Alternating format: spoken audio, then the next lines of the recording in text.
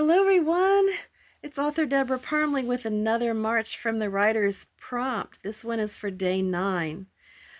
Okay, this one took me a minute to get to because this one is healthy habits. Tips to stay healthy in body and mind. And have you done something that was a game changer for your health in writing or in life? Have you gotten a writing schedule? Have you deleted apps, started or stopped doing things for your well-being that could help others? Share the wealth. So this is going to take a minute because, as many of you know, I had a blood clot in my brain in 2023. It was in the back of my brain, back here, where your head attaches to your neck. That's your balance center. And so I had a whole slew of things. I had extreme vertigo where I felt like I was being wrapped up in an enchilada. Up was down, down was up, sideways was up. I couldn't keep food or water down. Food for 5 days, water for 3. I dropped 31 pounds in a week and a half. That's not a good way to lose it, but I needed to lose it anyway. I ended up in the hospital for 18 days. I'd also had Bell's palsy symptoms on this side of my face, the left side.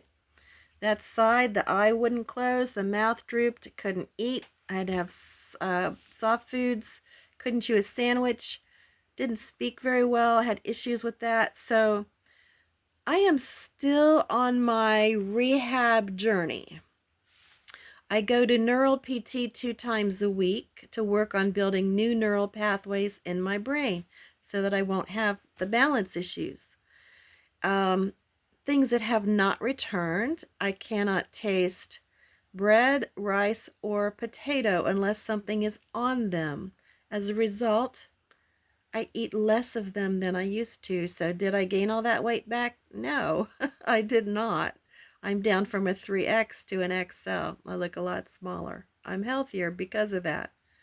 That's not a good way to do it, but I will say that losing weight will improve your health. One thing I do that is a tip I can share is I drink, you see this giant bottle of Essentia water?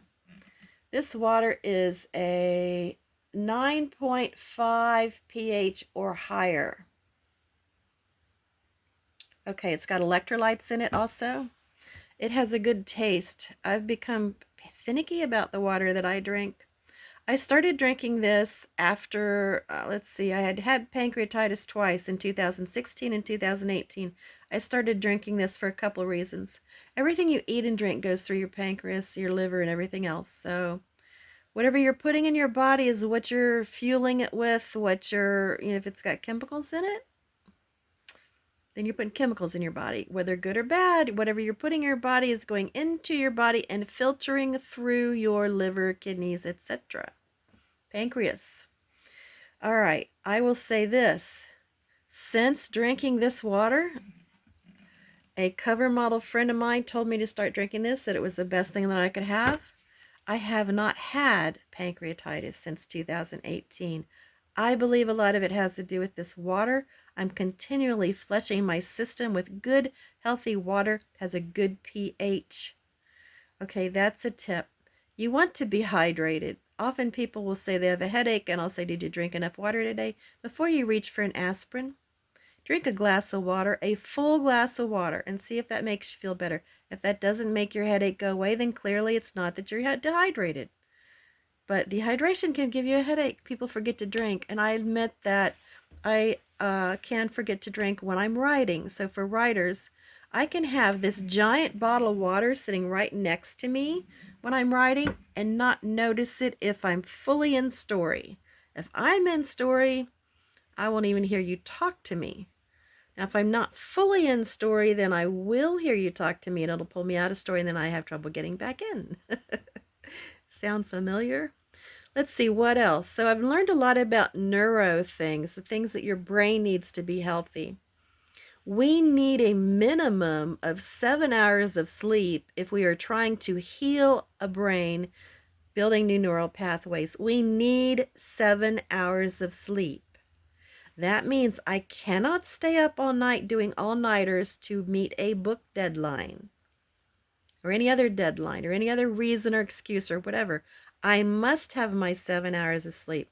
And I was reading recently that you need constant sleep, not up and down, because at a certain point of the night, things happen in your brain, processes happen in your brain, fluids and things, the healing and the health and all that.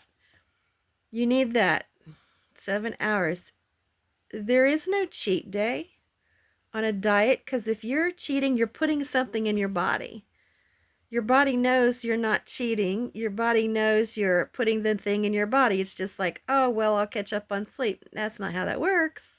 That's not how that works. Recently, my husband had a surgery and I was up for 38 hours, not because I wanted to be, but because I literally could not sleep. Stress will do that. He came through just fine. He just needed a defibrillator replaced. He's fine now. But I can tell you for a fact that that definitely set me back on everything, because you need your sleep. So cognitively, I was not as with it, and physically as well. And so I didn't do any home PT exercises during that time, because I knew the priority number one is to get enough sleep. So catching up on sleep, and now I'm back to doing the PT this weekend. What else? You've got to move your body. If you've ever been in a hospital bed for a certain amount of time, you know what happens. If you don't move it, you lose it, and you lose it a lot faster than you think you will. So keeping your body in motion, moving, is good. Look up fascia, Fascia, fascia. It's what happens when you get all tense and tight because you haven't been moving and you need to stretch. Here's a good stretch in the morning that I might do. Even if back when I was dizzy, I would still try to do this. Just stretching your body like a cat. Get that rolling around going. Get that rolling around going. I think it's better to write for short bursts of time than for long bursts of time, because the sitting at a desk thing is not the best for us. And anyone who's had a blood clot knows you need to move your body, even though they have me on anticoagulant, some people call blood thinners, warfarin. I'm taking that. Probably for life, because I have a thing called antiphospholipid syndrome, where my body makes too many red blood clots. This is a cause of blood clots in young people. Only 1% of the population has this, so it's very rare. They're studying me, and I, yes, am writing a book about that. I've started it. I'm about 11 pages in. That is on the side, of course, from doing my regular fiction writing. But yeah, I'm planning to write about my experiences, and hopefully we'll share tips and things that can help people. So, this video is going to get a little bit long because of that kind of thing. Sometimes the doctors don't have answers, and it's a trial and error, and that's kind of where we're at with what I do, PT and otherwise. It's a trial and error. Let's see if this helps. As long as it doesn't hurt, let's try it. And my mindset has always been, why not try? Let's do it. That's always been my mindset.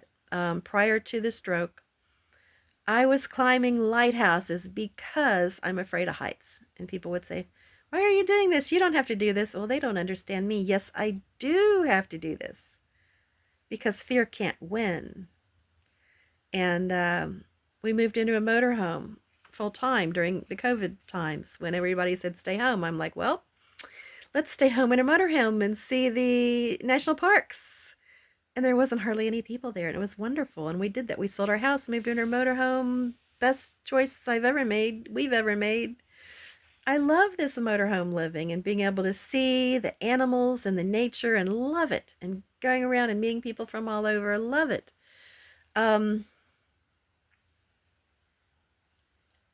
Try not to let things hold you back. We get in our own way if we do that, So maybe you can't do a thing. Why not try? What would happen if you tried this? What's the worst thing that could happen if you tried that?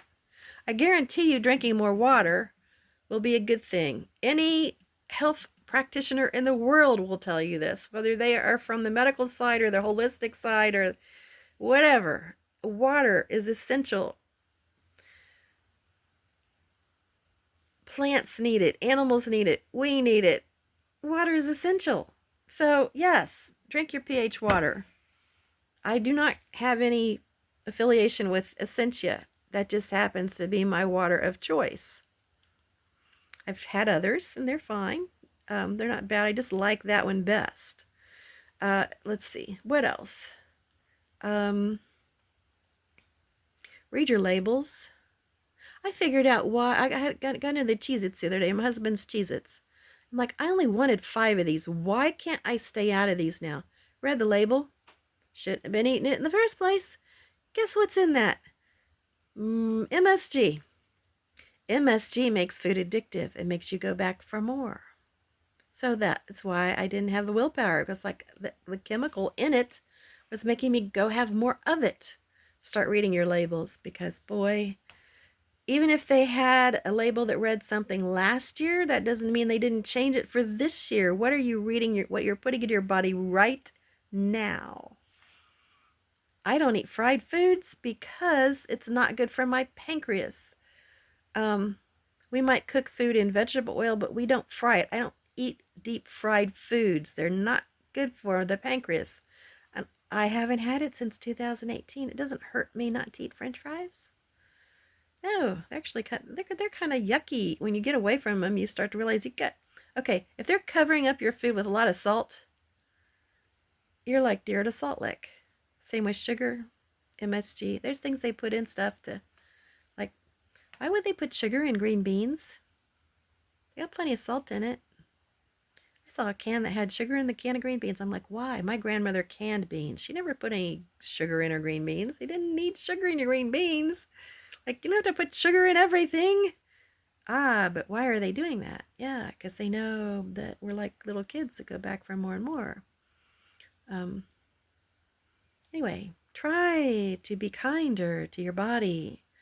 A healthy body makes for a happy writer, makes for a better writer, makes for a not sick in the hospital writer, makes you able to meet your deadlines on time instead of pushing the midnight oil, burning the midnight oil, staying up all night, reaching your deadline, but now you've debited your health account. Let's put it that way. You may have met your deadline, but you debited your health account. Please don't do that to yourself. I'm asking you this as a person who cares. Please treat your body like the beautiful temple for your soul that it is. And that's my biggest health tip for not just today and this year, but every day. Wishing you a beautiful day. Thanks for listening to my March of the Writer videos.